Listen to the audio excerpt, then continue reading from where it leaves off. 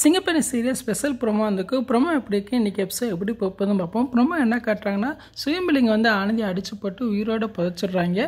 அந்நேரம் ஆனந்தியை தேடி மகேஷும் அன்பு வராங்க. அந்நேரம் ரவுடிகளை பார்த்துடுறாங்க. ரவுடிகளை போட்டு அடிக்கிறான். எங்கடா ஆனந்தி வச்சுருக்கீங்க அப்படின்னு கேட்குறாங்க. அப்போ அவங்க சொல்கிறாங்க, ஆனந்தி உயிரோட புதைச்சிட்டோம், முடிஞ்சா கண்டுபிடிச்சிக்க அப்படின்னு சொல்லிட்டு ஓடி போயிடுறாங்க.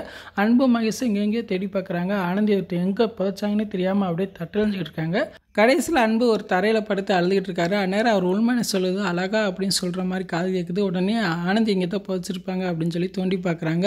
அவர் நினச்ச மாதிரியே அந்த இடத்துல ஆனந்தியை புதைச்சிருக்காங்க. ஆனந்தியை தூக்கிடுறாங்க. தூக்கி காப்பாற்றுறதுக்காக தூக்கிட்டு போகிறாங்க.